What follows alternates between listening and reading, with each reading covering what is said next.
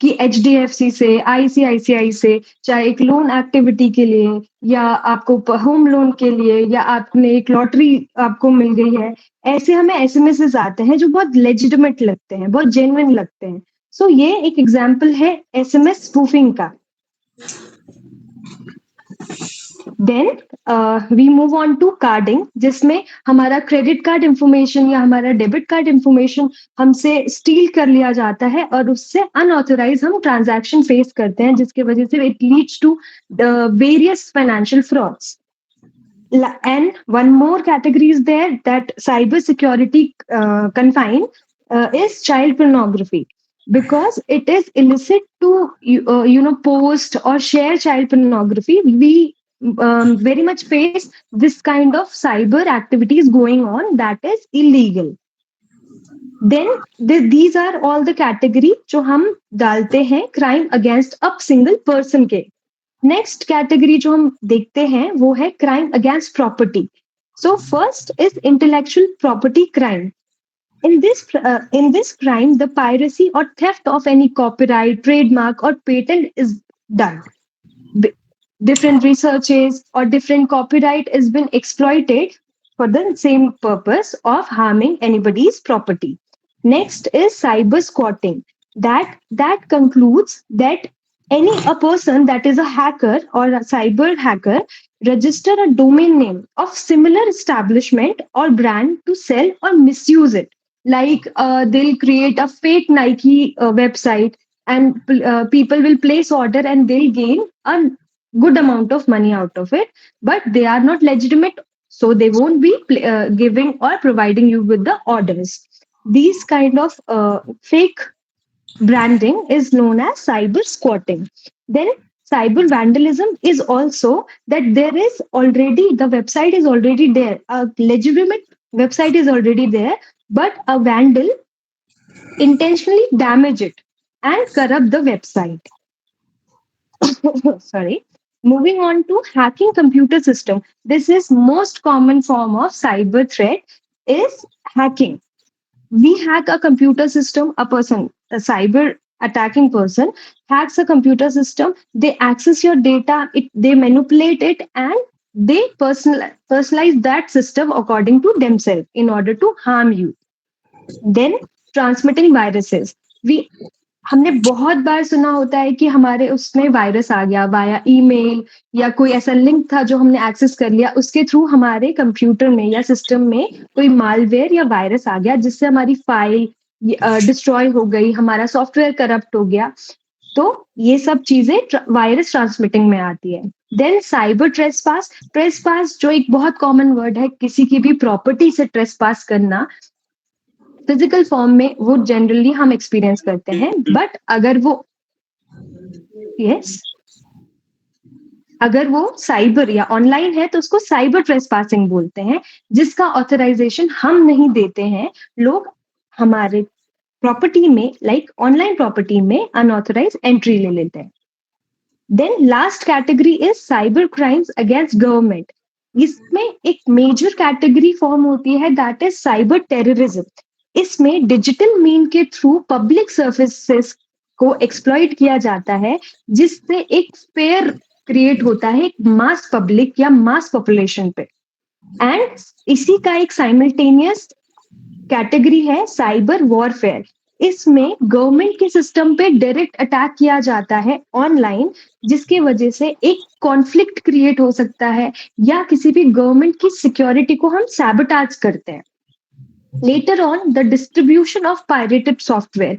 ये एक बहुत छोटे लेवल से भी शुरू हो सकता है and it can lead to a bigger perspective that we distribute pirated software जो usually paid होते हैं, जिनको अगर हमें एक्सेस लेना है तो उस पर हमें पे करना पड़ता है, उसकी एक pirated version हम डिस्ट्रीब्यूट कर देते हैं. So this is also a crime. Next is possession of unauthorized information. Few informations are there that are very classified and very sensitive, जो गवर्नमेंट के पास सिक्योर रहनी चाहिए, लेकिन ड्यू टू दिस एक्टिविटी एक पोजेस कर लेता है कोई भी साइबर हैकर इन इंफॉर्मेशन को जो सेंसिटिवली स्टोर होनी चाहिए. So these comes under cyber crimes against the government. Next, we'll move on to the factors.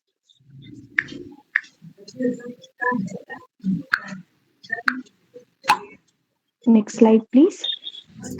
Ma'am, that the list that I that was in बेटी the आपका starting. Presentation नहीं आ रहा है on the screen. Yes, sir. I am Nagesh. आपका presentation screen पर नहीं आ रहा है, but you continue. I don't need it. I am listening. Okay, the list. You can open the list. I'll explain that as well. Yes, this one.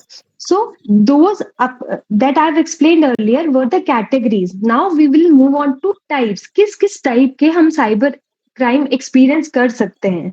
तो सबसे पहले जैसे मैंने ऑलरेडी एक्सप्लेन कर दिया है हैकिंग कि हैक करना क्या होता है. जैसे हमने अभी लाइव एग्जांपल देखा, वो hacking we have seen it and we all I hope you all understand what hacking is.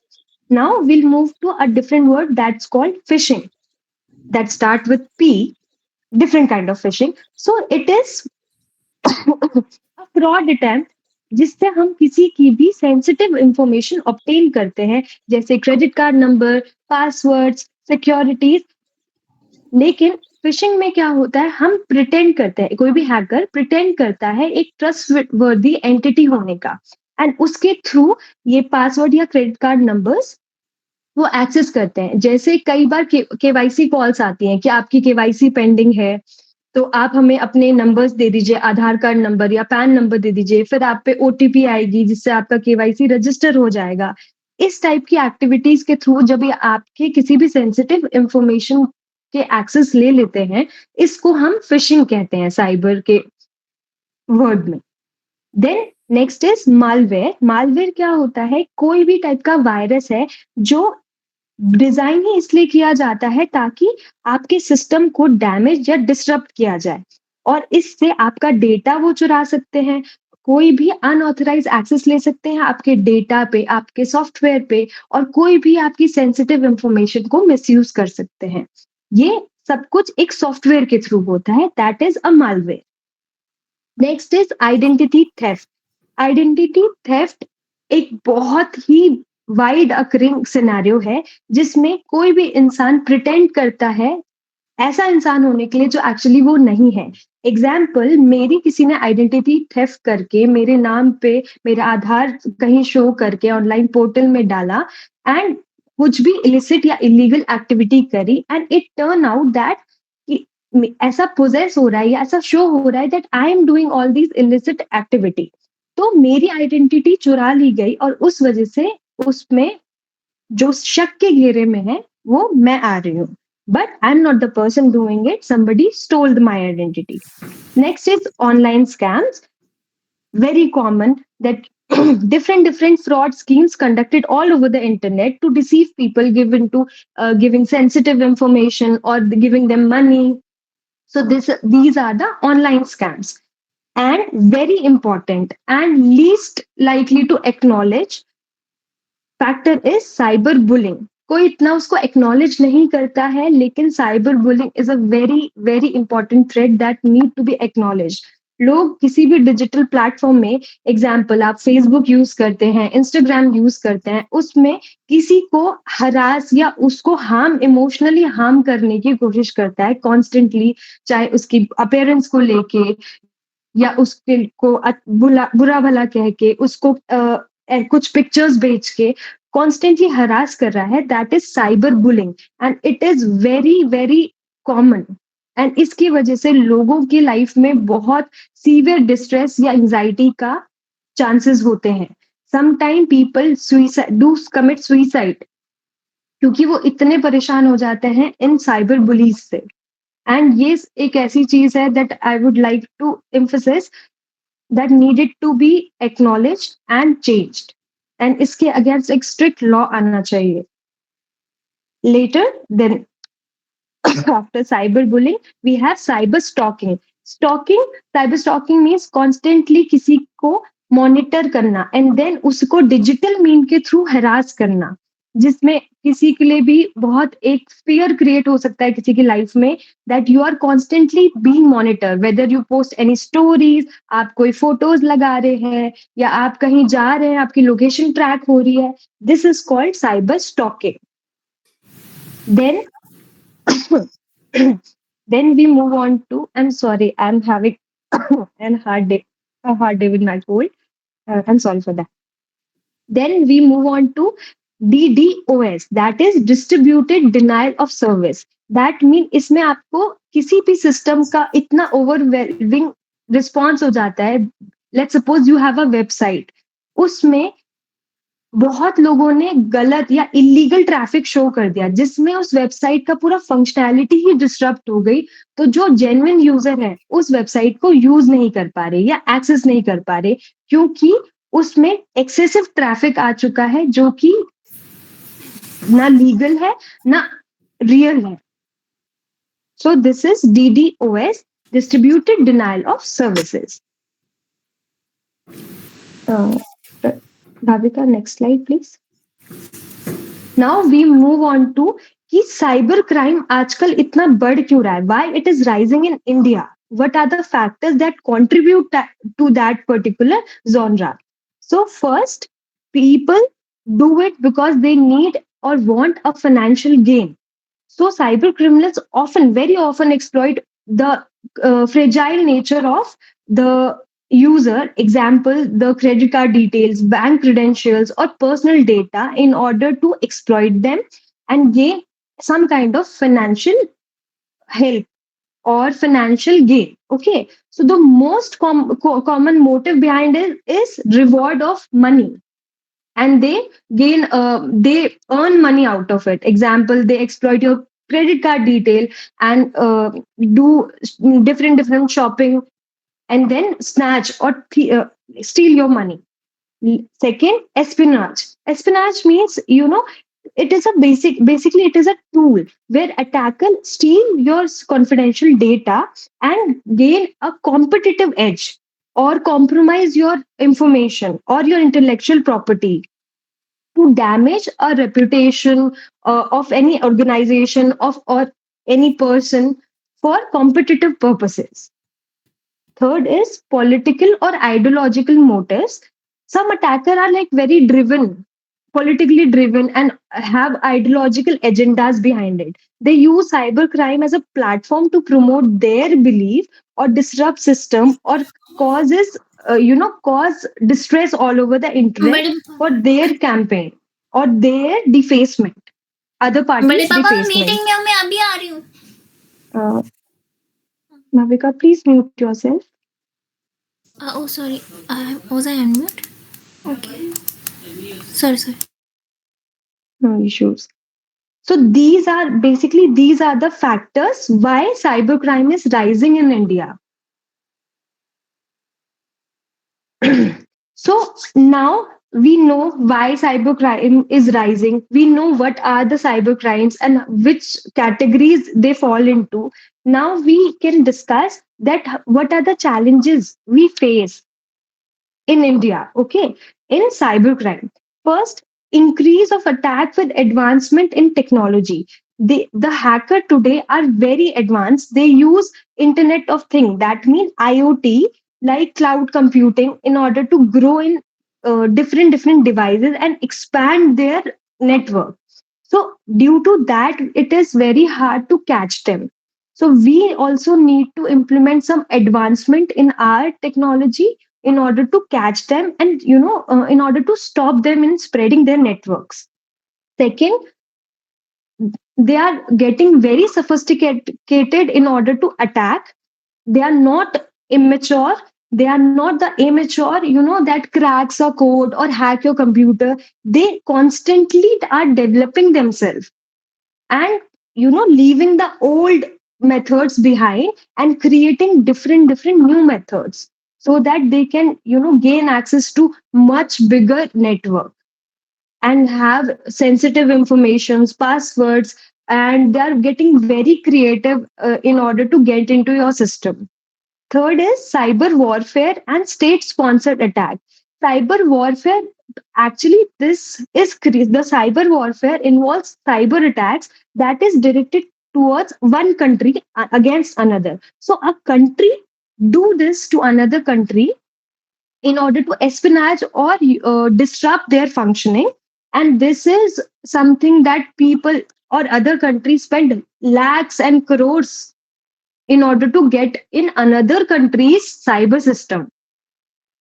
Fourth and last is like fourth one is lack of cyber security awareness. जैसे अभी हमने बात करी कि awareness की इतनी कमी है क्योंकि ये फ्रॉड्स हो ही इसलिए रहे हैं कि लोग अपने आप को उतना सिक्योर नहीं कर पा रहे हैं, उनके पासवर्ड्स बहुत वीक होते हैं, अगर कोई उनको कॉल करके उनका क्रेडेंशियल मांग रहा है तो वो उस स्कैम में फंस जाते हैं, ओटीपीज दे देते हैं, अपना क्रेडिट कार्ड डिटेल्स दे देते हैं।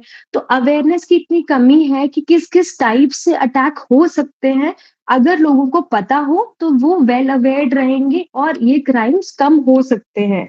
अदरवाइज इसके वजह से जो साइबर क्रिमिनल्स हैं उनकी जॉब बहुत इजी हो जाती है क्योंकि लोग इग्नोर करते हैं जितने भी अवेयरनेस फैलाई जाती है उनको, and then they get into this trap and दूसरों को या अपने फाइनेंशियल गेन देते हैं और खुद फाइनेंशियल लॉस में चले जाते हैं। और नॉट जस्ट फाइनेंस, अगर किसी का डेटा भी अगर ब्रीच हो रहा है तो काफी सेंसिटिव इंफॉर्मेशन भी लीक हो सकती है जो आगे जाके will be very difficult to manage. तो अगर फर्स्ट स्टेप में ही वो अवेयर रहेंगे तो it can be stopped. And fifth one is इनएडिक्वेट legal framework. अब टाइम के साथ इतना, जैसे अब एज मेंशन कि इतना एडवांस हो रहा है, साइबर क्रिमिनल भी इतना एडवांस हो रहे हैं और अटैक्स भी इतने एडवांस हो रहे हैं, तो हर एक अटैक को लेके एक लीगल फ्रेमवर्क सेट करना चाहिए ताकि अगर एक क्राइम हुआ तो उसकी पनिशमेंट भी प्री डिसाइडेड हो, so that a person is scared of getting that punishment. अभी एक ऐसी कोई हार्ड एंड फास्ट पनिशमेंट्स नहीं है, so they are easy to crack, and they are like they go away just like that even if they commit a crime. अच्छा Charu ma'am, अभी क्या Yes, sir. हर phone में शुरू में वार्निंग दे रहा है जी कि सर। आप अपने जब ऐसा कोई क्राइम करे तो आप तुरंत 1930 में कंप्लेन करिए, उस पर तुरंत एक्शन होगा। अभी Yes, जो हम sir. लोगों के साथ जिसने किया उसका क्या जी। 1930 में कंप्लेन करने से कुछ होगा जिससे कि भविष्य Yes, में sir. ऐसा नहीं करे कोई? यस सर, एक्चुअली जिसके थ्रू उन्होंने एक्सेस ली होगी उनका हाँ। वो किसी तो इंटरनेट कनेक्शन से कनेक्टेड होंगे, राइट? चाहे वो यहाँ हमने हो चाहे वो फेसबुक किसी में भी भी डाला कंट्री में हो। था, हमने हाँ जी सर। फेसबुक में भी डाला था, इसलिए 40-50 लोग आ गए थे, तो हाँ जी उसमें सर, कोई आई कैन हैकर भी अंडरस्टैंड। घुस गया। जी, तो सर ये बहुत ईज़ी हो जाता है उनके लिए भी क्योंकि वो इंटरनेट सोर्स से कनेक्टेड होंगे। तो एक हाँ। आईपी एड्रेस होता है तो उससे आईपी एड्रेस से ट्रेस बैक हो सकती है उनकी लोकेशन, एंड लोकेशन से ट्रेस बैक हो सकता है उनका अकाउंट। तो ये हो सकता है। I myself faced a cyber crime and मैंने 1930 को एक्चुअली कॉन्टैक्ट करा था। Within 15-20 days they were able to find the culprit and my money got back. India में, यस सर, इंडिया में actually I am really happy कि at least अगर जो छोटे मोटे चीजें हो रही हैं, छोटी ही बोलूंगी मैं, मास लेवल में नहीं था क्योंकि, बट उसको कॉम्प्रिहेंड किया जा रहा है and they were really helpful. They didn't complain 1930 में भी कर दीजिए ना। आज जो इतने बड़े बड़े लोग हमारे यहाँ आए थे, हम लोगों का मतलब ये किया इतना। जी सर, आई विल ट्राई हाँ, माय बेस्ट सर कि I will lodge a complain, हाँ हाँ, file a complain against it. चलिए लेकिन प्लीज कंटिन्यू। हाँ ये हाँ सर, हाँ जी सर। हाँ छोड़ना पड़ा, नया लिंक बना दिया। हाँ, आप मैं ये पूछना था मुझे, जी। if you don't mind, कि बेटा No, I won't. इससे मॉनिटरी गेन किसको होता है? सर साइबर क्रिमिनल को। साइबर क्रिमिनल, जो क्रिमिनल आपके पे अटैक कर रहा है, साइबर अटैक कर रहा है या आपके सेंसिटिव इंफॉर्मेशन ले रहा है, उसको गेन होता है सर। ठीक है, अभी जैसे इंसिडेंट हुआ, हाँ जी। जी सर। इस इंसिडेंट में there is nobody who is gaining. I mean, Gaining usually any crimes are monetary. committed Yes, for sir. gain of something. ये Yes. हम लोगों के रेपुटेशन को धब्बा लगाना चाह रहा है Yes, या sir. Exactly. I've just mentioned ना कि it is not only based on any only monetary gain. कभी-कभी डिफॉर्मेशन, एस्पिनाच के लिए या किसी के Defamation के लिए रेपुटेशन को हार्म करने के लिए भी ये यूज होते हैं पिछली साइबर। बार पाकिस्तानी सब घुस गया था, इस बार इंडियन है कोई, तो मैडम ओके। आप लोग एक्सपर्ट हैं, इसको रोकिए, क्योंकि हम लोग का वेबिनार बहुत होली और पवित्र वेबिनार है, बहुत अच्छा चलता है, आप जानते ही हो। Yes, sir. Yes, sir. We should do something strong steps we should take, Yes, no? sir. सबसे पहले तो सर हमें थोड़ा सा वही है कि हमने लिंक बहुत जगह भेजे, that's a very good thing, but जब हम लोग उनको एंटर एक्सेस दे रहे हैं तो they should come with a real ID, at least ID mention होनी चाहिए सो दैट वी नो कि कौन गेस्ट लिस्ट में है। ये एक स्टेप हो सकता है ताकि आगे से ऐसा ना हो। जी जी। ये आज का जो क्योंकि अगर इंसिडेंट जो हुआ, वेबिनार के यस सर आज का जो इंसिडेंट हुआ, जी वो इंसिडेंट, इसमें सिवाय इसके कि there is a thrill and nobody is a gainer, on the other hand सब लोगों ने उसको स्पॉट आउट कर लिया, तो उसका तो नुकसान ही होगा ना उससे। सर अगर नुकसान देखो, जब सिर्फ फाइनेंशियल गेन भी जिसको हुआ है अगर वो पकड़ा गया तो भी उसको नुकसान ही है सर।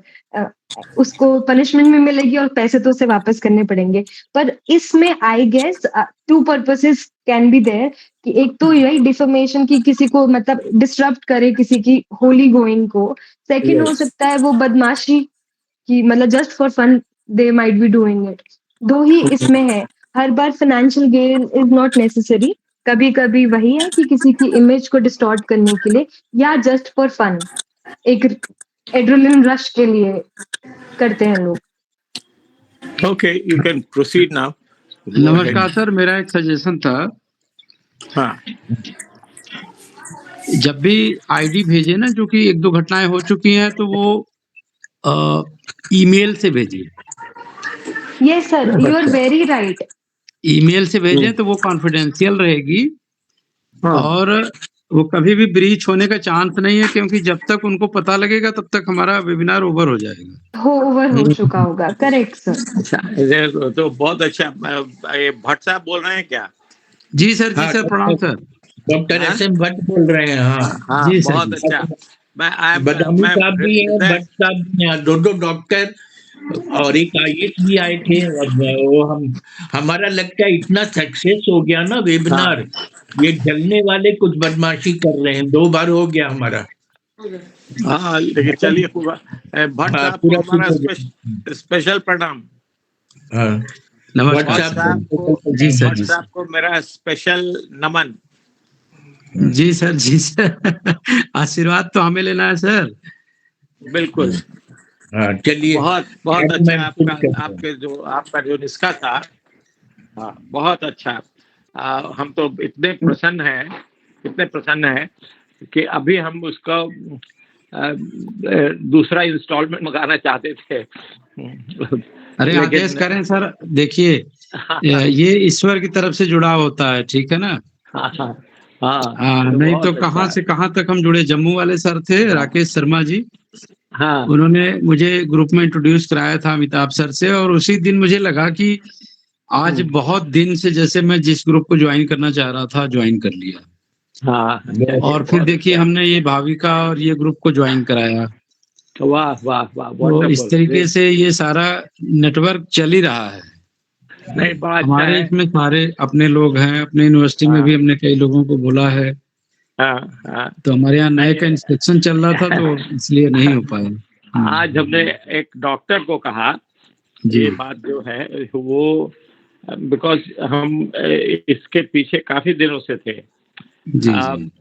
एंडोस्कोपी भी हुआ, उसके बाद दवाई, तो दवा का सेवन भी हुआ 2 महीना, कुछ नहीं हुआ।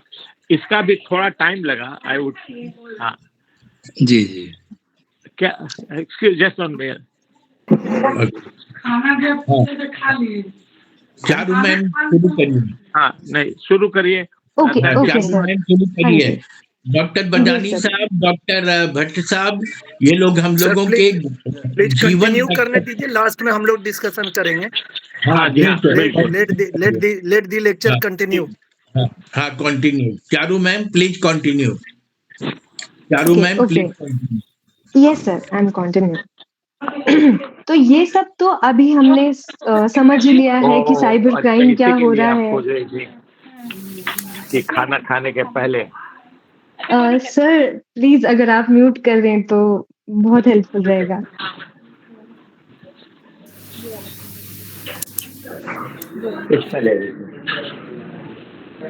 ओके, तो अभी हमने चैलेंजेस देख लिए कि क्या चैलेंजेस साइबर क्राइम फेस करता है, और हम फैक्टर्स देख लिए क्यों साइबर क्राइम होता है, किस टाइप के होते हैं। अब I would like to share few case studies जो हमें साइबर क्राइम अटैक फेस करे हैं इंडिया में। तो ये 2016 की बात है। एक एयरटेल का डाटा ब्रीच हुआ था।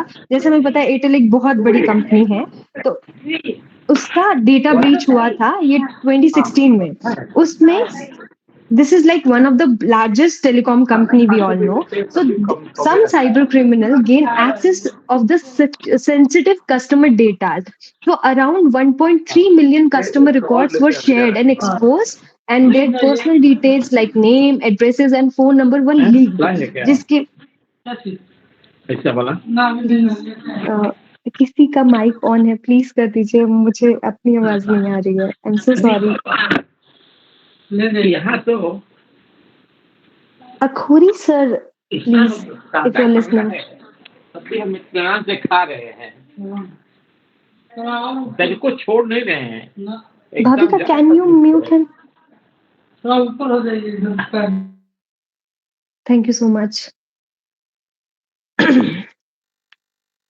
हाँ जी, तो एज आई वाज सेइंग कि इन 2016 एयरटेल जो बहुत ही बड़ी एक टेलीकॉम कंपनी है, आप सबने उसका नाम सुना होगा, तो उस किसी साइबर क्रिमिनल ने उसका डेटा ब्रीच कर लिया था एंड उसको सारे कस्टमर का बहुत सेंसिटिव डेटा मिल गया था।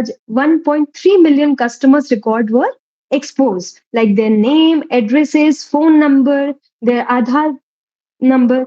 सो इसके वजह से इस टेलीकॉम जो कंपनी है उसके कस्टमर्स का बहुत फॉल डाउन हुआ था एंड काफी कस्टमर्स ने बहुत सारे फ्रॉडलेंट कॉल्स, उनके नंबर्स इधर उधर हो गए थे, कई इलीगल एक्टिविटी में उनके नंबर प्लेस कर दिए गए थे।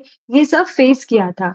उसके बाद they worked into it and वापस से they get back into their field. लेकिन ये एक बहुत बड़ा इम्पैक्ट था कंसिडरिंग कि जब इतनी बड़ी कंपनी का डेटा लीक हो सकता है, तो अगर कोई लेमैन है या कोई नॉर्मल इंसान है, how easy is it for the cyber criminal to access your data. उसके वजह से एक अवेयरनेस प्रोग्राम भी रन किया गया था। टू से उनके कॉलर ट्यून ही बन गई थी कि safe your secure your data, या किसी को भी एक्सेस ना दें, अपना फोन नंबर ना दें, ऐसे ही कोई ओटीपी शेयर ना करें। And one more incidents was there 2020 में। बिग बास्केट एक कंपनी है, आपने सुना होगा, वो ई कॉमर्स प्लेटफॉर्म है। इसमें भी एक मेजर साइबर अटैक फेस किया था उनके कस्टमर्स का, क्योंकि जब भी आप बिग बास्केट में लॉग इन करते हैं, लॉग इन करने पे वो आपका ईमेल आईडी, आपका नंबर, एड्रेस और पासवर्ड सेव करता है। क्योंकि एक डिलीवरिंग ऐप है तो ऑब्वियसली एड्रेस भी वहां पर सब लॉग्ड इन होता है। तो इसने भी साइबर अटैक फेस किया था। इसमें 20 मिलियन यूजर का डेटा स्टोल हुआ था और उनकी बहुत सारे कस्टमर्स ने आइडेंटिटी थेफ्ट और फाइनेंशियल फ्रॉड एक्सपीरियंस करा था। सो 2016 से 2020 के बीच में जो कस्टमर एक्सेसिबिलिटी है वो एकदम मतलब 1.3 मिलियन से 20 मिलियन यूजर को इफेक्ट करी।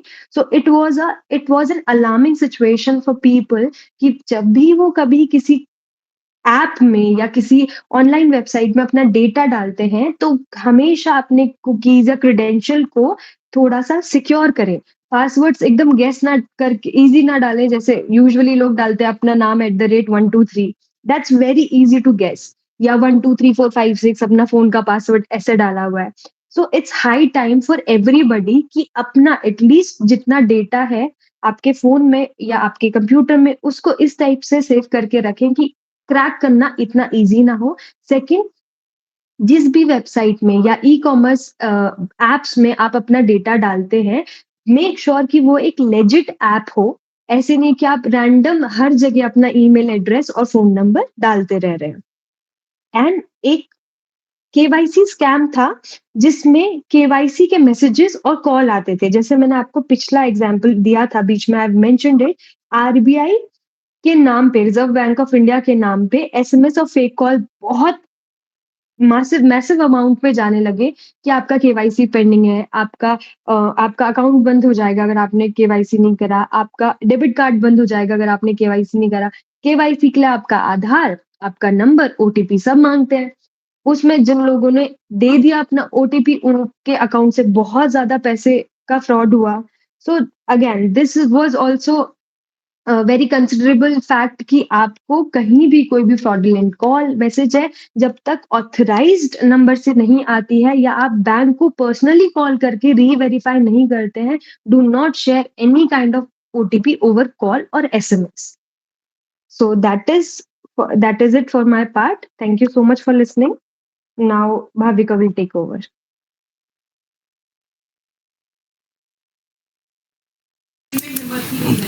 Thank you, Charu ma'am.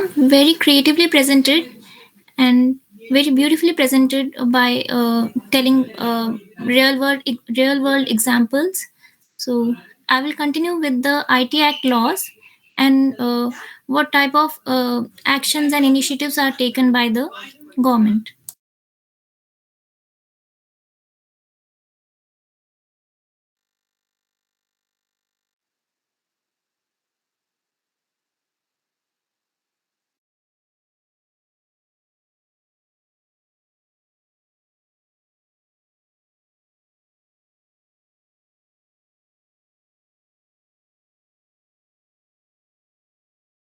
Bhavika, mic आपका म्यूट है। Oh, hello. Yeah. Yes. I want to ask Navika, what is this is a preventive that you have suggested, but what about curative? What are the methods for that? Sir, curative. Sir, you are meaning about solutions? Yeah, in this connection, this hacking has taken place. Now, what can be done to make sure that the person who has done it, he is caught? How do we do that? So we have likewise Charu ma'am has said, and Amitabh sir has told a number, helpline number 1093. We can call immediately on that number and tell them every detail about the that where we had forward the link. Sir, my audio is coming clearly. Sir, please wait. There is someone else mic on. Yeah.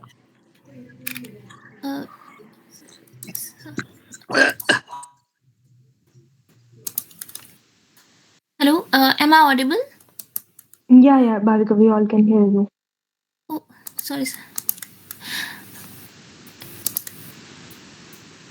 Sir, Mr. Akhoury, sir, you have asked the question? Akhoury Saab has asked question. Actually, I've muted them also. Sir, can you ask Akhoury sir to unmute? Yes. Sir, wants to answer. Bhavika ma'am wants to tell something to Mr. Prasad. Mr. Prasad.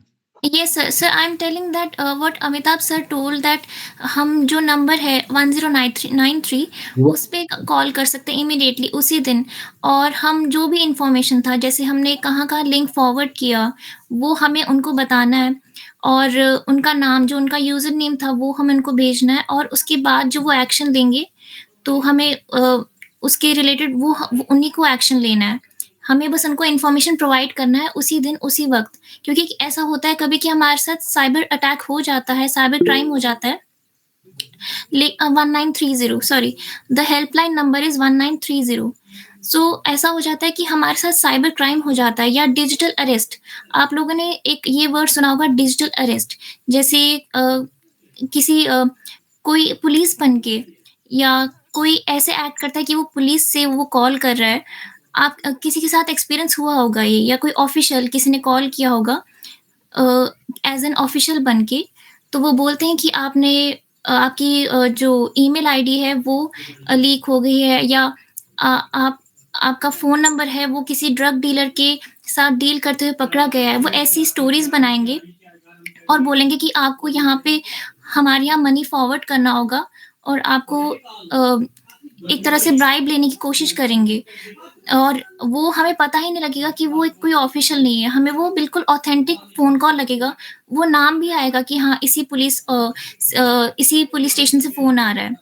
लेकिन बहुत तरीके हैं वो पता लगाने के, तो हम इसलिए हमें बहुत विजिलेंट रहना है कि कहीं से भी अगर कॉल आ रहा है या कहीं से भी कोई आपको लगता है कि फ्रॉड कॉल है, उसी वक़्त आपको साइबर सेल पे रिपोर्ट करना है। आपको ये नहीं डरना है कि उन्होंने हमें फँसा दिया है किसी ड्रग डील में या किसी इल्लीगल एक्टिविटी में। अगर आपको पता है कि आपने नहीं किया है, कुछ गलत नहीं किया है, तो आपको इमीडिएटली साइबर सेल में कॉल करना है। क्योंकि यही एक वही सॉल्यूशन प्रोवाइड करते हैं, और बहुत सारे ऐसे न्यूज़ में आया कि जिन्होंने उसी दिन कॉल किया और उनका वो जो अटैक हुआ था, उनका जो मनी उनके जो मतलब मनी जो है जो उनके यहाँ पहुँच गया था, उनसे ले लिया गया था ऑनलाइन, वो उनको वापस मिल गया है, कुछ ही 10-20 दिन में, जैसे चारू मैम ने बताया। और मैं इन्हीं लॉज़ के बारे में बात करना चाहती हूँ कि कैसे ये cyber attacks national security concern बन जाते हैं। तो आज का जो इंसिडेंट हुआ मैम, आज का 1930 में अभी फ़ोन किया जाए क्या? ये सर हम ट्राई कर सकते हैं, और इसके अलावा और भी हेल्पलाइन नंबर्स होंगे। हमें वो बस एक बार सर्च करना है, हमें बस सर्च करना आना चाहिए। आप लोग इसके एक्सपर्ट हैं, ज़रा कुछ ऐसा करिए ना, ये दोबारा हो गया हमारी टीम में, और हमारी रेपुटेशन में बहुत धब्बा लग रहा है, और इतने बड़े-बड़े लोग आते हैं, तो हम लोग Don't worry, sir. Let Bhavika continue with the presentation. Meanwhile, in the back end, I'm trying to contact 1930 Cyber Cell. It's on the way, sir. Yeah. Let this webinar go. It's fine, sir. You don't worry, है ना? You just yes, sir, don't worry, sir. grab the essence of the webinar. Don't worry. Okay. Yes, sir. So I will continue with Mr. Abhay, sir. You are. अभय कृष्णन, आप क्या बोलना चाहते थे, बोलिए। Abhay Krishnan from Ahmedabad, he is professor, brilliant professor of Ahmedabad. Okay, बोलिए अभय कृष्णन साहब, आप क्या पूछना चाह रहे हैं? सर, अभी मैं मैडम का प्रेजेंटेशन देख रहा था। सबसे पहले कि मैडम जो एक तरह से एजुकेशन जो दिया, बेहतरीन एजुकेशन इन्होंने दिया है, और कई चीज़ें मुझे भी नहीं मालूम था जो टेक्निकल वर्ड्स यूज करते हैं। हम तो बस इतना जानते हैं हैक हो गया, but what is a phishing, what is other terms is there. Really, this is a very good knowledge and good knowledge sharing, sir. And another madam, many thanks to say that this knowledge and educate to us regarding this. Thank you. तो आप Bhavika ma'am, आप continue करिए। हाँ, okay sir. Yes, sir. So I'll give you an overview of the IT Act. So in this, it provides a legal framework to address cyber crimes and safeguard digital activities. So section 43 is there that imposes penalties for unauthorized access, hacking and data theft. कि अगर हमें court में जाके अगर कोई case करना होगा तो section 43 is there. Section 66 is there related to identity theft and data breaches. कि कोई हमारे आइडेंटिटी अगर थेफ्ट कर लेगा, जैसे चारू मैम ने बताया है, तो हम इस सेक्शन 66 से उसमें केस लगा सकते हैं, केस स्टार्ट कर सकते हैं। After that section 72 is the breach of confidentiality and it's for securing private information from unauthorised disclosure. Section 69 grants government agencies power to intercept or monitor information under specific conditions, balancing security and privacy. So government agencies को इसमें power मिलता है 69 section में कि वो monitor करे किसी भी ऐसी वो information को, ताकि उनकी जो national security है वो safe रहे. उसके बाद section 79 exempts intermediaries like social media platforms from liability. So ये 79 जो है section, ये एक loophole है कि किसी social media platform, if they follow due diligence and it is like they are not liable. Section in the social media platforms are not liable if they exercise due diligence and follow guidelines to prevent unlawful acts. तो social media में जो हम लोग act कर रहे हैं, जैसे हम लोग सोशल मीडिया का यूज कर रहे हैं, वो अकाउंटेबिलिटी उस यूजर की आती है, उस कंज्यूमर की आती है. अगर सोशल मीडिया प्लेटफॉर्म जैसे फेसबुक, इंस्टाग्राम या कोई भी आप ऐप बता दीजिए जो सोशल मीडिया जैसे काम करते हैं, अगर वो अपना जो उनके जो रेगुलेशंस हैं, उनकी प्राइवेसी पॉलिसीज हैं, वो अपडेटेड हैं, तो उन पे कोई केस नहीं कर सकता, ना कोई उन्हें स्यू कर सकता है. सो these are the more laws. And section 75 section 75 ensures that crimes targeting India from abroad, मतलब जैसे हमारा किसी ने बोला था हमारे वेबिनार में हैकिंग चाइना से हुई है, तो वो इसमें भी प्रोसिक्यूशन में आ सकते हैं इस सेक्शन के थ्रू, कि इंडिया में कोई विक्टिम बना लेकिन अब्रॉड में से किसी ने इसको ऑर्गेनाइज किया था. So after that these laws not only protect individuals and businesses but also enable the government to enforce cybersecurity at a national levels. But I want to ask, are these laws enough? Ki, as I've said that IT Act 2000 is there, but 2000 से लेके इतने years हो चुके हैं और अभी तक IT Act update नहीं हुआ. जैसे हमारे जो मेन लॉज हैं, जो क्राइम से रिलेटेड लॉज हैं, वो नए आए हैं, भारतीय न्याय संहिता, भारतीय साक्ष्य संहिता, लेकिन IT एक्ट अभी तक अपडेट नहीं हुआ है, जबकि इसको सबसे ज्यादा जरूरत है अपडेट होने के लिए. एंड जो साइबर सिक्योरिटी पॉलिसीज हैं वो भी अभी 2007 या 2006 की चल रही हैं, उनको भी अपडेट नहीं किया गया. तो और जब AI ड्रिवन साइबर क्राइम्स आ रहे हैं एंड रैंसमवेयर अटैक्स राइज पे हैं, तो ये एडवांस टेक्निक्स और प्रोविजंस का बहुत ज़रूरत है कि नए लॉज आएँ. और जैसे चारू मैम ने बताया कि इन लॉज से क्या होगा कि जो साइबर क्रिमिनल है वो भी करने से पहले 2-3 बार तो सोचेंगे कि हाँ ये एक्ट करें या ना करें. जैसे कुछ कंट्रीज में साइबर पॉलिसीज बहुत अच्छी हैं, लाइक ऑस्ट्रेलिया. सो स्कैम्स, डिजिटल फ्रॉड जैसी चीज़ें हैं, जैसे स्कैम्स इन्वॉल्विंग क्रिप्टो करेंसीज. आप लोगों ने ये क्रिप्टो करेंसी से रिलेटेड बहुत लोगों से सुना होगा कि इसमें इन्वेस्ट करना चाहिए, ये बहुत अच्छी चीज़ है, लेकिन इससे हमारी इकोनॉमी का डाउनफॉल ही होगा. तो इसको बचाने के लिए भी अभी लॉज आ तो रहे हैं, लेकिन उतने रॉबस्ट नहीं हैं. डीप फेक्स वो वाली डिजिटल फ्रॉड्स हैं जिसमें AI के थ्रू फेक वीडियोस बना सकते हैं और किसी को भी सर्कुलेट कर सकते हैं और उनसे पैसे ऐंठ सकते हैं, या फिर उनको कुछ ऐसा काम करने को बोल सकते हैं जो उन्हें पता ही नहीं है कि इलीगल है. जैसे हम कोई ऐसा वीडियो बनाएंगे, जैसे कोई रिलेटिव कोई इंसान है, उसका कोई रिलेटिव का फोन आया, लेकिन असल में वो उस रिलेटिव का वीडियो कॉल है ही नहीं, वो एक AI फॉर्म्ड वीडियो है जो हमें लग रहा है कि किसी रिलेटिव ने कॉल किया है. तो ऐसे कॉल्स फ्रॉड की तरफ ले जाते हैं. After that cyber attacks often involve international networks कि so therefore India must enhance collaboration with global bodies for effective response mechanism. And I will tell you further how that can be done. Furthermore, these scams are more prevalent. ये आप सभी ने experience किए होंगे, like screen sharing app scams. ये आए दिन हमें न्यूज़ में सुनाई दिए जाते हैं कि किसी फ्रॉडस्टर ने एज अ बैंक ऑफिशियल या कस्टमर सर्विस एजेंट की तरह इम्पर्सनेट किया और उन्होंने हमें बोला कि आप एनीडेस्क ऐप इंस्टॉल कीजिए या टीम व्यूअर ऐप इंस्टॉल कीजिए, कोई भी screen sharing app, I am telling again, screen sharing app install कीजिए और उसमें क्या कीजिए, वो इंस्टॉल करके वो उसमें लॉगिन कीजिए. तो वो करना ही नहीं है. स्क्रीन शेयरिंग ऐप के लिए कोई भी ऑफिशियल या कोई भी कस्टमर सर्विस एजेंट नहीं बोलता है। जैसे अभी आजकल एयरपोर्ट लाउंज स्कैम आ रहे हैं, तो एयरपोर्ट लाउंज स्कैम में क्या था, यही चीज़ हुआ था कि स्क्रीन शेयरिंग के थ्रू उन्होंने बोला था कि आप स्क्रीन शेयरिंग से अपना आधार कार्ड डिटेल्स वेरीफाई कीजिए, अपना वीडियो दिखाइए ताकि वो वेरीफाई हो। और उसके बाद क्या हुआ कि उनके बैंक अकाउंट से कुछ 5 लाख या 6 लाख रुपीस डेबिट हो गए थे, और अभी तक उनको वापस मिल चुके हैं, लेकिन 10-20 डेज और बहुत ज़्यादा मेंटल स्ट्रेस के बाद। तो हमें इन चीज़ों की वजह से अलर्ट रहना चाहिए।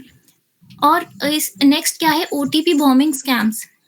इसमें क्या होता है कि victims receive a flood of OTPs. So इससे क्या होता है कि विक्टिम कंफ्यूज हो जाते हैं। जैसे आप सबको भी आए होंगे इतने ओटीपीज, जैसे आधार कार्ड ऐप से या फिर फेसबुक ऐप से। तो इससे क्या होता है, अगर हम उसके लिंक पे क्लिक करते हैं, हमें कभी भी मैसेज का जो ओटीपी के साथ कोई अगर लिंक हो या कुछ भी ऐसा कुछ लिंक या कोई भी ऐसी इंफॉर्मेशन और नंबर हो, हमें उसे कभी क्लिक नहीं करना है। और कोई कॉल करे उस टाइम तो हमें उसे वो ओटीपी नहीं बताना है। So the next are fake call scams. Fake call scam using spoofing apps. इसमें क्या होता है, फ्रॉडस्टर एक स्पूफिंग ऐप यूज करते हैं और उन जैसे मैंने आपको बताया था कि कोई पुलिस स्टेशन से कॉल कर रहे हैं और उनका नंबर उसी पुलिस स्टेशन के जैसा लगता है और ऑथेंटिक लगता है, लेजिटिमेट लगता है। They claim to be from banks और government agencies to extract sensitive data. Next is the same screen share scam. Those scammers trick victims into enabling screen sharing during WhatsApp calls. They gain access to sensitive data like bank details and OTPs. तो हमें किसी unknown के साथ अगर WhatsApp call कर रहे हैं या वीडियो कॉल भी कर रहे हैं, लेकिन हमें उन्हें कभी स्क्रीन शेयर नहीं करने देना चाहिए। उन्हें कभी मतलब उनकी अगर वो बोले स्क्रीन शेयर करने को तो कभी हमें मानना नहीं चाहिए। Next is SIM closure fraud. In this, the victims are told their SIM cards will be deactivated due to KYC issues. अब इस दौरान क्या होता है कि बहुत से लोग जो और भी मतलब जैसे हमारे ओल्डर जनरेशन है, वो घबरा जाते हैं कि अब क्या होगा। अब वो जल्दी से फिर इन अ रश वो क्या करते हैं कि पर्सनल डाटा और पेमेंट्स मांग लेते हैं टू प्रिवेंट डीएक्टिवेशन। तो हम इस डर के मारे कि वो डीएक्टिवेट ना हो जाए सिम कार्ड, हमको जल्दी से पर्सनल डेटा दे देते हैं, पेमेंट्स दे देते हैं। तो वो चीज़ नहीं करनी, हमें सोच समझ के अपना डेटा देना है। और हमें मेन बात तो है, हमें डेटा देना ही नहीं है, क्योंकि कोई भी कंपनी इस तरह से डेटा नहीं मांगती है। वो एक प्रॉपर कोई लिंक होता है या कुछ एक जगह जाना होता है, ऑफलाइन वेरिफिकेशन होता है। ऑनलाइन कभी भी कोई नहीं बोलेगा KYC कराने के लिए। Next is digital arrest scam. जैसे मैंने आपको बताया था कि scammer pose as a law enforcement. They accuse victim of crimes but the victim hasn't done any crime. They demand payments to avoid arrest, like bribe. So the victim in the feeling of fear, he pays him, he gives the payment and doesn't cause the cyber cell. तो हमें ऐसा नहीं करना है। Next is, how is cybercrime a national security issue? So you can see these case studies that how a cyber criminal has attacked AIIMS, like a well-known AIIMS hospital. They had done a ransomware attack, as you may all have known. In November 2022, the Chinese hackers infiltrated 4 servers and they threatened to sell sensitive health data to other enemy countries. And the cyber attack on healthcare increased by 38% in 2022. And what they were telling to sell the healthcare data to enemy countries so that they can use for malicious purposes. So it was happened in 2022. After that, a scientific sector, ISRO had experienced cyber attack. As you can see, every member of ISRO is a well-known tech savvy. They know how to tackle a large number of data. They know everything about technology, but they also got victimized in this cyber attack. In this, what happened that they all got an email that was posed as a legitimate email, but it was infused with malware. A software was infected an illegal software was infected in the email, that when they opened the email, just one click, the one click they had to do to open the email, and that email compromised systems and confidential data during Chandrayaan 2 launch. Third is, so in with this lesson, it is that if you see any email that you know that you might not get from the sender, that you should not open that email, or if you open the email, you should not click any link that is given in the email. मतलब हमें जो अगर email आया भी है किसी ऐसी जगह से जहां से हमें लगता है नहीं आना चाहिए, तो आपको उस ईमेल को ओपन करने के बाद उसमें लिंक नहीं क्लिक करना है, उस ईमेल में जो पीडीएफ है वो नहीं क्लिक करना है, क्योंकि उसमें मैलवेयर इन्फेक्टेड होगा या उसमें रैंसमवेयर हो सकता है जो आपके सिस्टम को कॉम्प्रोमाइज कर लेगा, आपके कंप्यूटर को या आपके मोबाइल को उसका डेटा फ्रीज कर सकता है या स्टोर कर सकता है, स्टील कर सकता है. After that, nuclear power plant is also not left from cyber attack. Kudankulam attack, it's a nuclear power plant area in Kanyakumari region. There was a breach in that plant, but it was undetected for 6 months. 6 months तक उन्हें पता ही नहीं था कि उनके साथ data breach हुआ है. So it had a lot of consequences, because a high number of data was maybe sold to any enemy country, and we don't know about that. And next there is financial ecosystem. Next there is, sorry, I have some cough, so am I audible clearly, or hello? Yes, you are audible. Go ahead, madam. Continue. Speaking because of cough.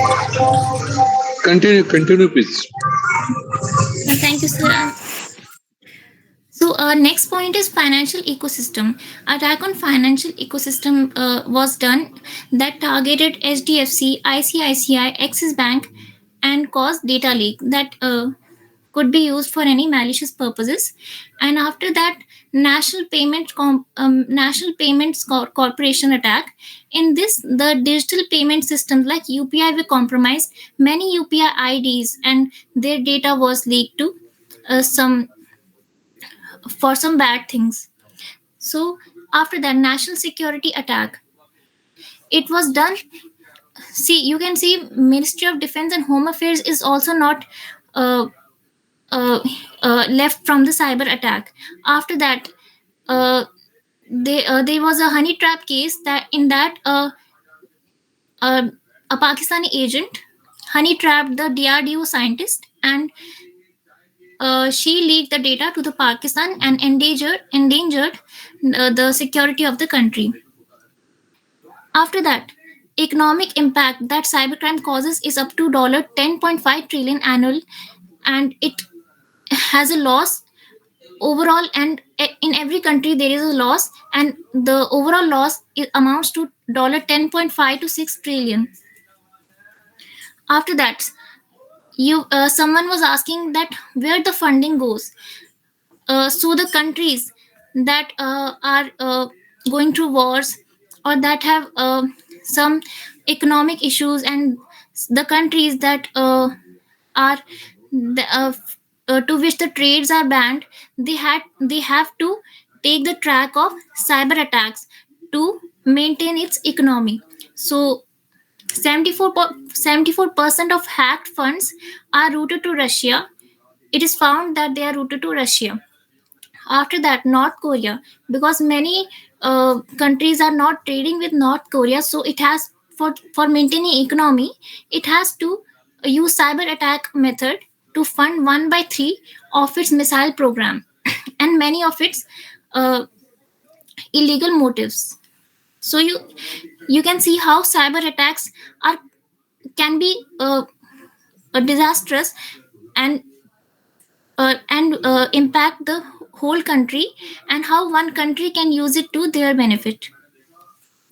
So now Miss Pragati Jain will tell you about preventive measures.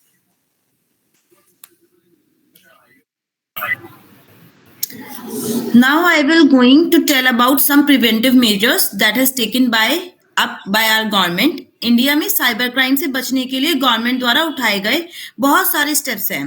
First is national cyber forensic laboratory investigation to provide early stage cyber forensic assistance to investigating officers, IOs of all state UT police by both online and offline modes.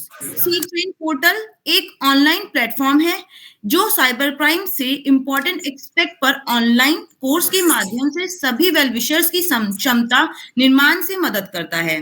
National cyber सुरक्षा नीति NCSP एक सुरक्षित और मजबूत cyber space वातावरण सुनिश्चित करने के लिए बनाई गई है. Indian cyber crime coordination centre 14C law change agency की क्षमताओं को बढ़ाने के लिए ताकि साइबर अपराधों को रोका और जांचा जा सके.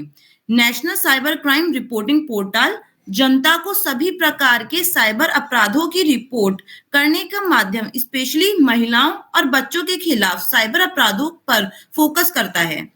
National critical information infrastructure protection centre NCIIPC महत्वपूर्ण सूचना संरचना को साइबर खतरों से बचने के लिए है. साइबर स्वच्छता केंद्र मालवेयर से संक्रमित सिस्टम का पता लगाने और उन्हें ठीक करने के लिए बनाई गई है. Computer emergency response team CERTIN cyber सुरक्षा घटनाओं का समाधान और रोकथाम करने वाली राष्ट्रीय एजेंसी है. यह एजेंसी सार्वजनिक और निजी छात्रों और क्षेत्रों को साइबर सुरक्षा के प्रति जागरूक करने के लिए अलर्ट और सलाह जारी करती है. सूचना प्रौद्योगिकी IT अधिनियम 2000 में जो पास हुआ था, विभिन्न प्रकार के साइबर अपराधों को संबंधित करने के लिए एक व्यापक कानून है.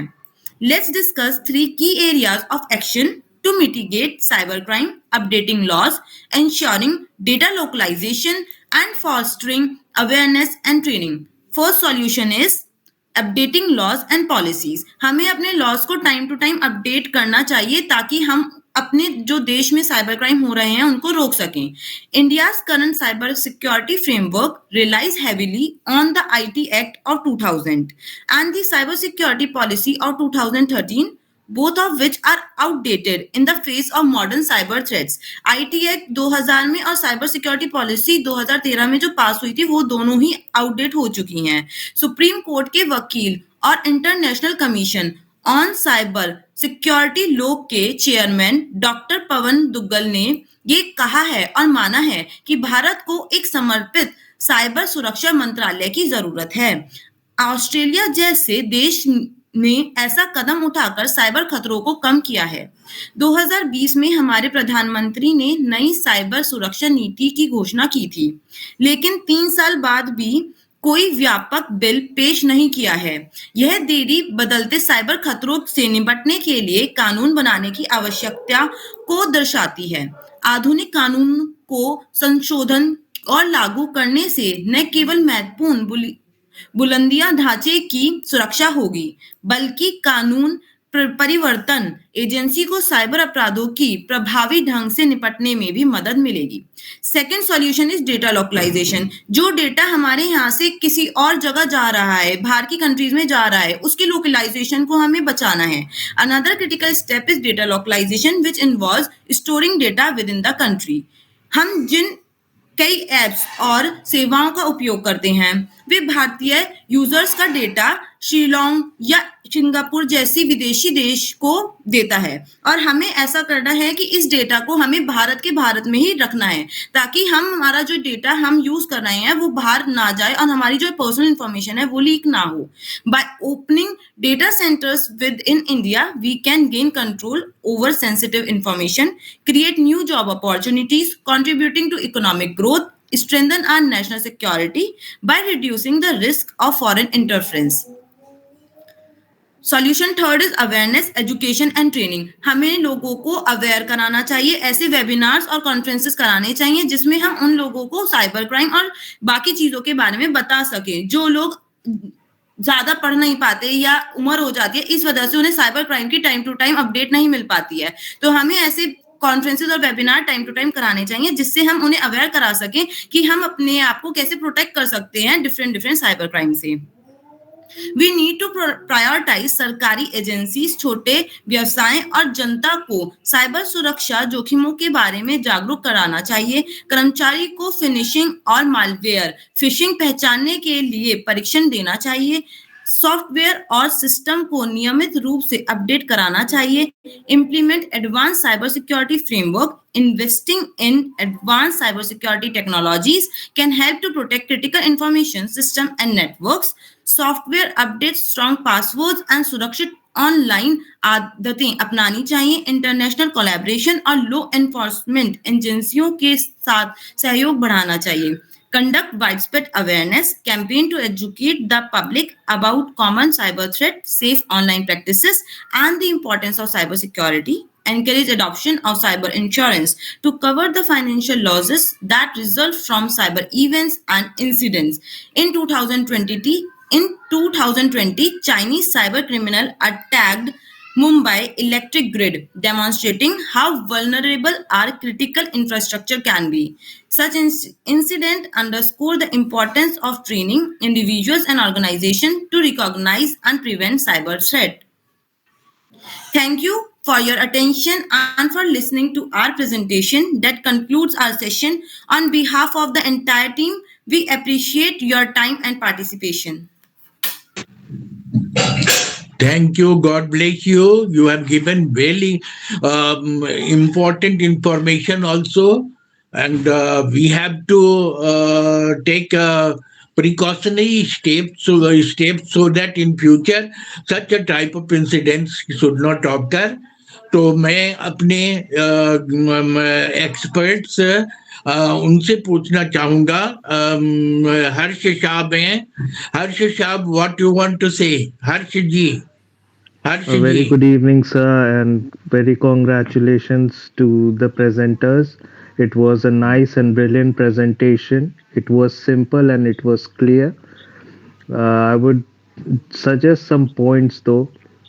No, let's just leave it. It was perfect. Like, oh no, sir. You if you have any additional point, please present. Not now. Actually, it was really perfect, and I would like to compliment it with a point that we lose 0.7% of our GDP in cyber crimes. That is a huge amount. So cyber crimes are the crimes of the future. Like you could see in the geopolitical strata, the Israel war that is going on right now against the Palestine, against the Iran, the Middle East is facing, all the entire strata is affected by this spectrum. So Right. these are few points that will complement it. And thank you so much for such a presentation. And I would request the PPT of the same. Okay. Yes, sure, sir. We'll forward. Yes. Okay. Okay, thank you. PPT Thank will you be so much. very helpful for us. And I would like to know reaction of great Dr. Umesh Chandra Badani Sahab. Badani Sahab, ji you are come. मैं एक add करना चाहूंगा दो बातें जी। एक तो कि मैं भी इसका शिकार बना अभी से करीब 3 महीना पहले। मेरे पास एक व्हाट्सएप मैसेज आया कि गैस एक्चुअली है यहाँ पे इंडियन गैस है। वो उस समय उस दिन बहुत सारे दिल्ली एरिया में उस कि आपने गैस का पेमेंट किया है लेकिन वो ऑथेंटिकेट नहीं हुआ है और वो मैसेज में एक अंडरस्कोर APK लिंक होता है। वो जैसे अभी जो एनी डिस्क जैसे कंप्यूटर में हैक होता है वो लिंक जैसे ही टच किया मेरा फोन हैक हो गया और हमने 5 रुपया पे करने के लिए कार्ड का डिटेल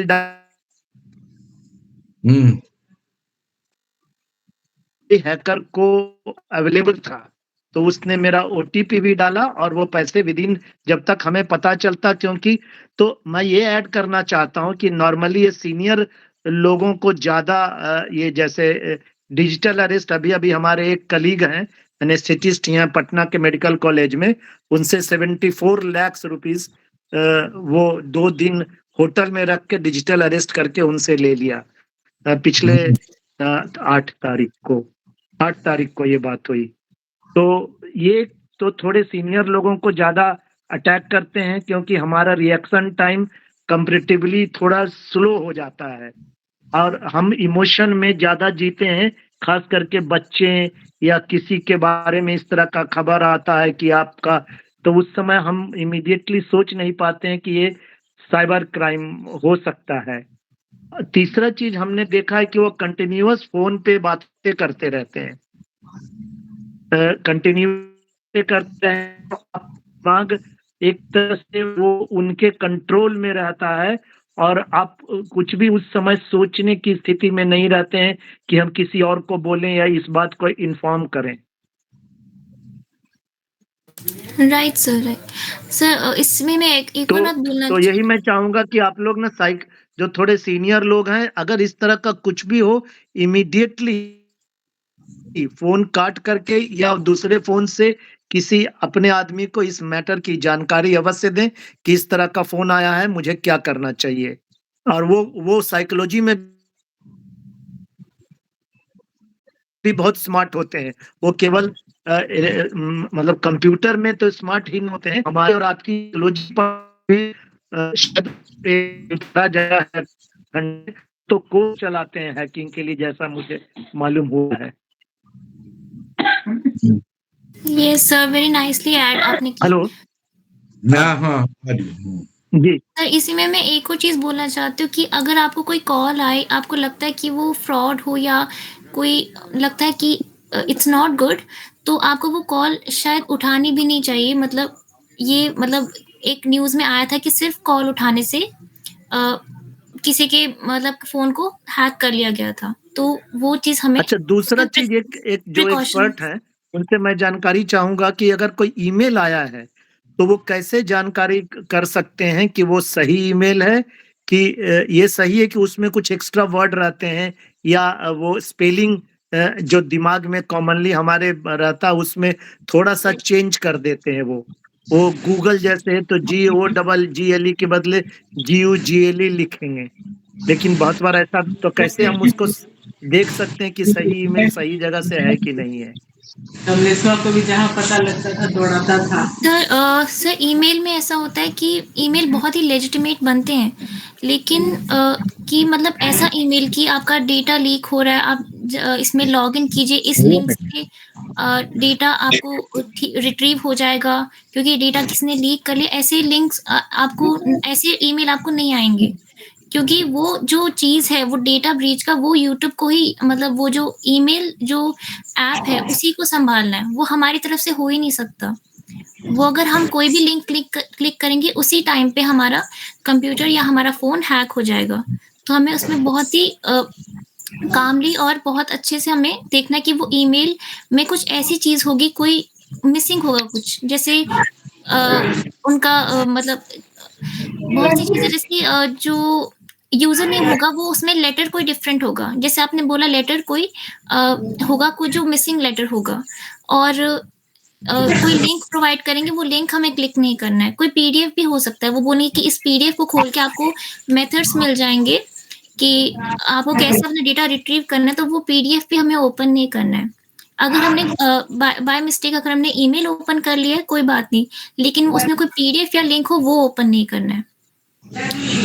और यस सर, हाँ, बहुत अच्छा सजेशन मिला। और कल ही या परसों ही मेरा बेटा विदेश से आया हुआ है और वो फोन आया, हमारा एक 20,000 का चेक UTI म्यूचुअल फंड का और रिटर्न हो गया था, तो दे वर आस्किंग, और फोन आया कि आपका सर चेक ये ऐसे हो गया, ये डिजॉनर हो गया एंड वो एक्सेप्ट नहीं होगा, आपको कंटिन्यू करने के लिए अभी इमीडिएटली इस लाइन पे क्लिक कीजिए। तो उसको समझ में आ गया, उसने तुरंत कहा कि नहीं इस तरह से पेमेंट नहीं, हम अपने एजेंट से पेमेंट कराएंगे। तो इस तरह एक फोन आया हमको कि अमिताभ सर आपके नाम में 420 का केस हुआ है, हम दरोगा बोल रहे हैं, पुलिस थाना से बोल रहे हैं। अब हम बोले कि थाना से बोल रहे हो तो क्या हमने क्या किया भाई, तो 420 का केस हुआ है और आपको अरेस्ट करने के लिए हम आ रहे हैं। बोले जल्दी आओ।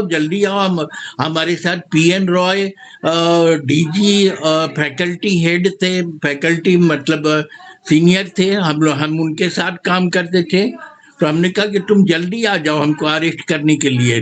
तो फिर मेरा पता वगैरह सब बता दिया। तो हमने कहा कि यदि उसको ये लॉ ऑफ हैबियस कॉर्पस मालूम है और यदि वो एक मतलब उसका एक्सपर्ट है तो हमसे बोला कि हम वकील से बात कराते हैं, आप उससे सलाह लीजिए, आपको ये हेल्प करेंगे, अदरवाइज आप अरेस्ट हो जाएंगे। और जब हमने डीजी पुलिस का नाम लिया तो फिर उसने फोन रख दिया। तो आजकल इतना, और एक अभी 2 क्राइम हमारे तो वेबिनार में ही हो गया। पता नहीं किसको क्या जलन हो गई है हमारे वेबिनार से। इतने बड़े बड़े महापुरुष माने भजन प्रार्थना सब तरह का हमारे पास, डॉक्टर IAS IRS सब ये लोग इतने अच्छे, और आप लोग भाभी का ग्रुप भी इतना सुंदर, और कल भी आपको जानकारी देंगी। तो ये प्रिकॉशन, और भाविका मैम और ये पूरे आपके ग्रुप से मेरा रिक्वेस्ट होगा कि आप अपने एक्सपीरियंस को लेकर के हमारे ग्रुप में ऐसा फिर दोबारा नहीं हो, इसका प्रिकॉशन लेंगे। एक प्रिकॉशन तो हमने लिया कि तुरंत क्लोज करके हम लोगों ने नया लिंक बना करके तुरंत सर्कुलेट कर दिया। तो और दूसरा प्रिकॉशन हम लोग लेंगे कि बस सबको पर्सनल भेजेंगे, आप फेसबुक में नहीं डालेंगे, सबको पर्सनल ईमेल भेजेंगे। और इतनी इंपॉर्टेंट इंफॉर्मेशन आपने सेक्शन 43, 71 ये सब चीज की जानकारी दी, ये जानकारी कौन देगा हम लोगों को? ये तो बहुत अच्छी जानकारी मिली। हम उमेश जोशी साहब से पूछेंगे। उमेश जोशी जी लखनऊ से सुपर मास्टर ट्रेनर हैं और बहुत सीनियर हैं, डिप्टी डायरेक्टर ये मतलब SIRD लखनऊ। हाँ उमेश जोशी जी, हाँ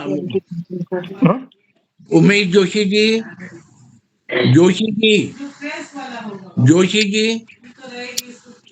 अच्छा जोशी जी स्क्रीन पे हैं क्या? ओके ठीक है। तो हमारे ग्रुप में और जो लोग हैं, यदि कुछ अपना suggestion, if they want to add something in addition to whatever our experts have narrated here, so they can explain also, they can add to this. And tomorrow again some 4 young persons group will be presenting on how to get rid of these problems. कल इस पर होगा, क्योंकि ये समस्या बड़ा है और ये समस्या हम लोग भी फेस कर चुके, प्रैक्टिकली फेस कर चुके हैं। तो कल भी हम लोग इसमें शामिल रहेंगे। चंद्रेश्वर खान जी, खान साहब, चंद्रेश्वर खान साहब, जोशी जी क्या हो गया? सब तो हैं इसमें?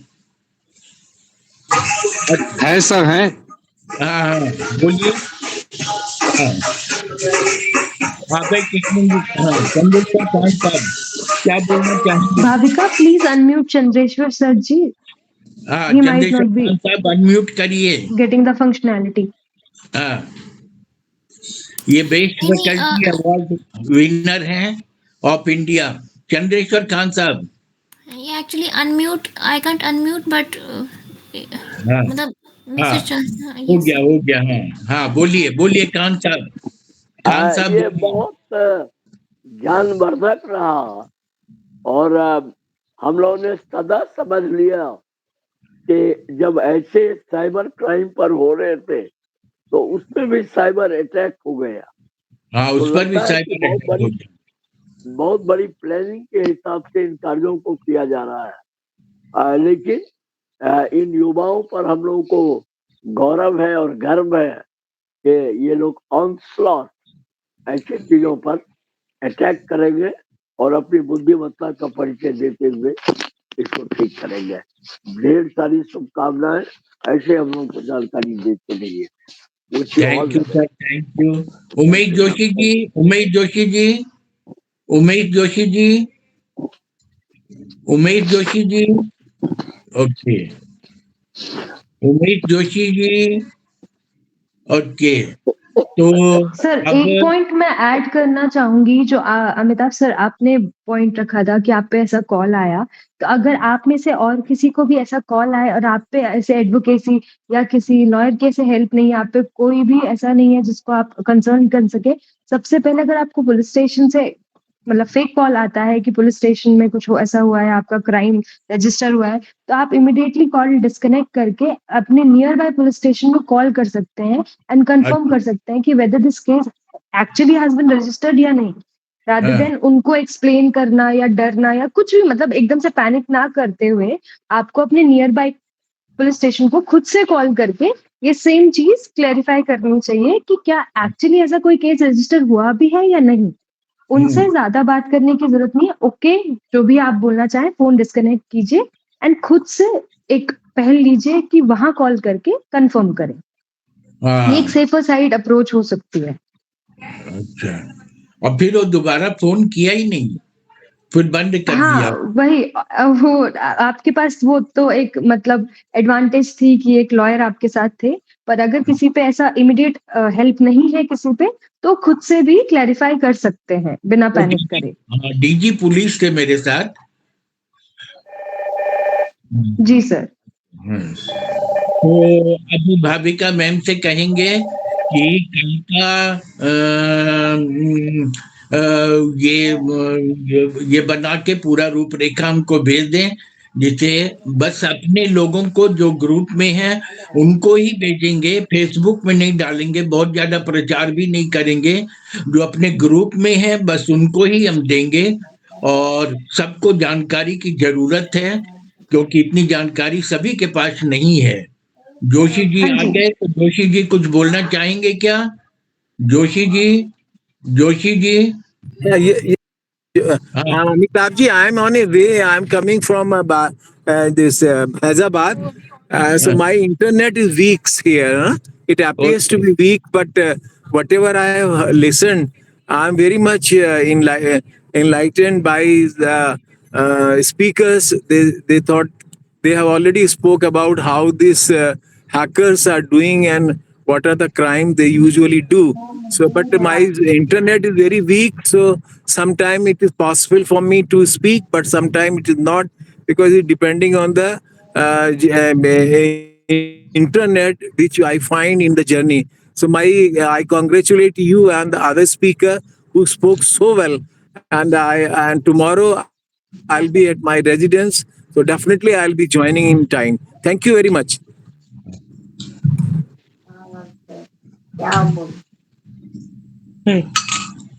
Thank you, Jyoti Sam.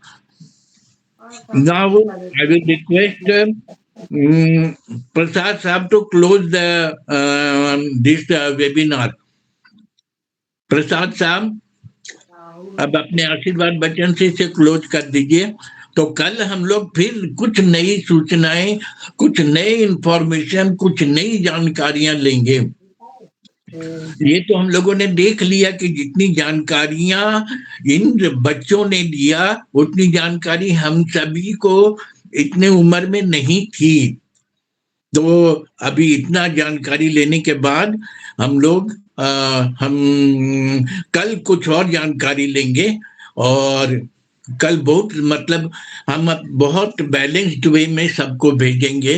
हम बहुत प्रचार कर देते हैं, इसलिए इसमें फालतू लोग भी घुस जाते हैं।